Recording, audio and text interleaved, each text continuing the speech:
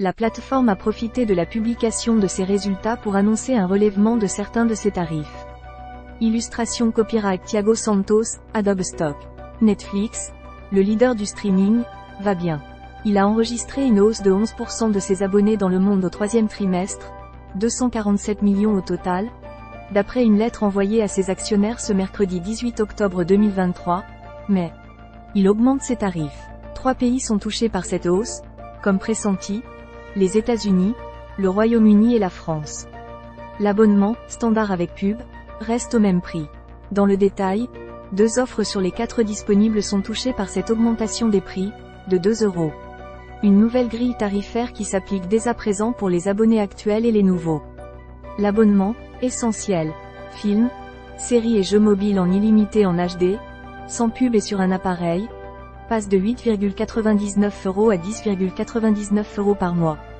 L'abonnement premium, films, séries et jeux mobiles en illimité en Ultra HD, sans pub et sur 4 appareils en simultané, passe de 17,99 € à 19,99 € par mois. Les 2 autres offres ne bougent pas. L'abonnement, standard avec pub, films et séries limitées en Full HD, jeux mobiles accessibles en illimité, avec pub et sur 2 appareils en simultané, reste à 5,99 €. L'abonnement, standard, films, séries et jeux mobiles en illimité en Full HD, sans pub et sur 2 appareils en simultané, reste à 13,49 € par mois. Fin du partage de compte.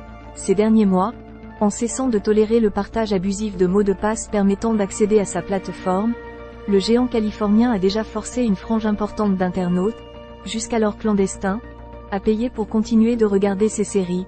L'ajout d'un abonné supplémentaire est désormais facturé pour 5,99 € par mois.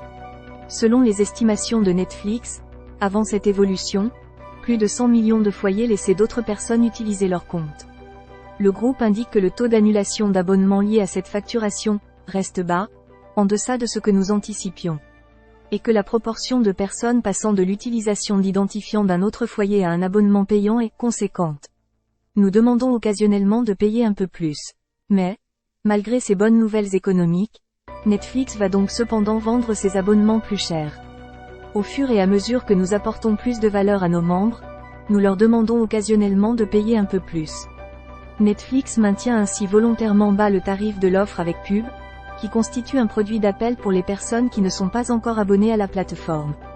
Cette augmentation des prix ne touche pas que Netflix. Amazon Prime ou HBO font de même, tout comme Disney+, qui a annoncé relever les prix de ses abonnements.